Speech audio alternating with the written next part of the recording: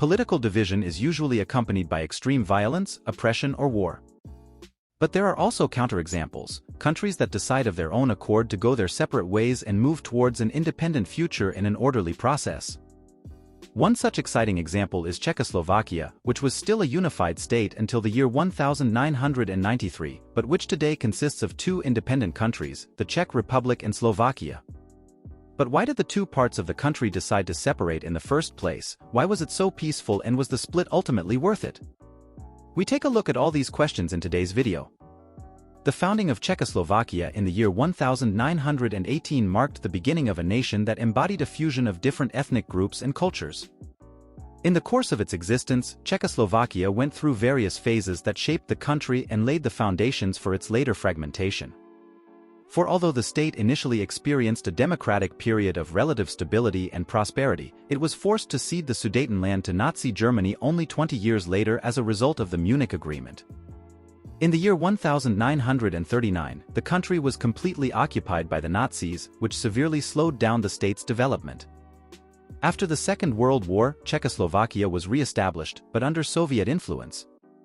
In the year 1948, a communist government was installed, and this period was characterized by political repression and restricted freedoms.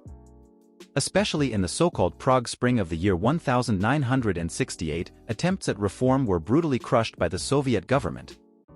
But there were also repeated conflicts within the country.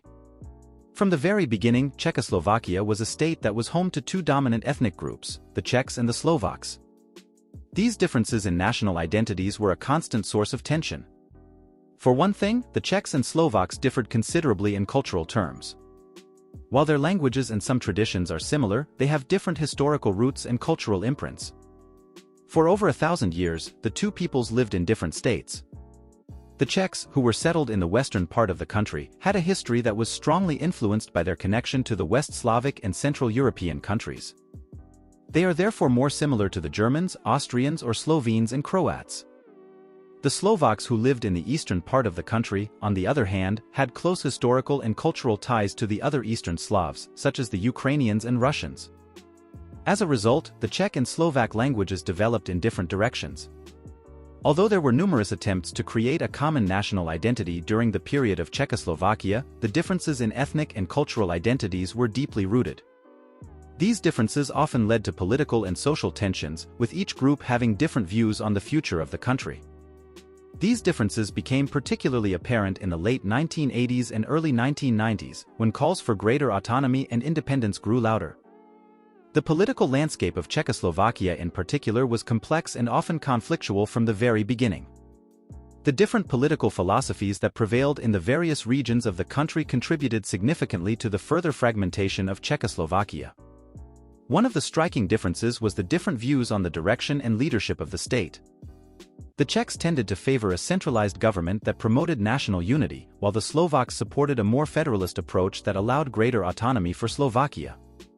During the communist era, when the central government exercised considerable control over the entire country, the Slovaks in particular felt at a great disadvantage.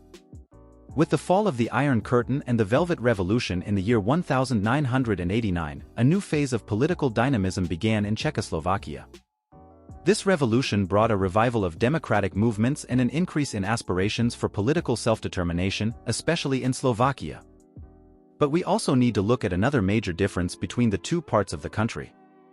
The economic one. Ever since the country was founded in the year 1918, the economic structures of the two regions have differed considerably, which has led to increased inequality over time.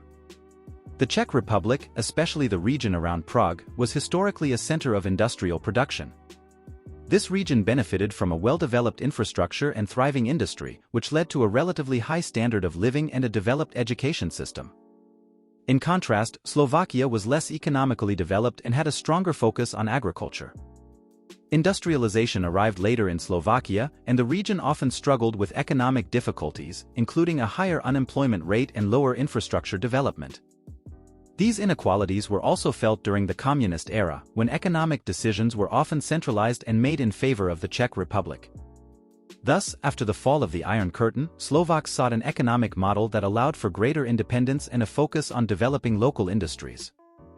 In the year 1989, the Velvet Revolution therefore marked a turning point in the history of Czechoslovakia. Incidentally, it is called the Velvet Revolution because the change, which took place within a few weeks, was largely nonviolent. Starting with a peaceful student demonstration, the movement sparked a wave of nationwide protests against the communist regime. Within a few weeks, massive public pressure led to the resignation of the communist leadership and the abolition of the one-party system. This peaceful transition from a communist to a democratic government paved the way for political and social changes that ultimately led to the separation of the Czech and Slovak republics. The restoration of democracy also marked the beginning of a process of re-evaluation of the state structure and national identity. During this period of upheaval, different visions for the future of the country began to surface. As a result, many nationalist politicians came to power in the 90s and there were intense discussions and negotiations about the best way forward. The differences in political, economic and national visions became more and more apparent and it became clear that a compromise was not achievable. And so both parts of the country decided that it would be better to go their separate ways in the future. In any case, this process of separation was very remarkable because it took place peacefully, without any major conflicts or disputes. This is in stark contrast to many other political separations in history, which were usually very violent. However, both sides recognized that separation might be the best way to achieve their respective national goals and aspirations and worked together to ensure a smooth transition. Clear agreements were reached on the division of assets, national debt and other important matters to avoid problems later on. Special emphasis was also placed on safeguarding the rights and welfare of the citizens of both nations. And so the separation went relatively smoothly. And since the year 1993, both states have also developed very well. The Czech Republic has established itself as an important player in the European Union and as a center for innovation and economic growth. Advances in technology, education and infrastructure have made it an attractive destination for investment and tourism. In parallel, Slovakia has also made considerable progress, particularly in terms of economic development. With a mixture of traditional industry and new technological developments, the Slovakian economy has grown strongly, especially in the automotive industry and mechanical engineering. In addition, both nations have successfully strengthened their relations on an international level. As members of the European Union and NATO, they mostly pursue common interests and goals. And they also have a common discussion forum within the Visegrad Group. As a result, the two countries are now close friends. There are numerous cultural exchange programs, considerable investment flows between the two countries and a large number of joint research projects. So here we have a prime example of a political separation in which both states peacefully went their own way. And in the end, we could probably say that it was the right way for both states to develop their full potential and eliminate the ethnic conflicts once and for all.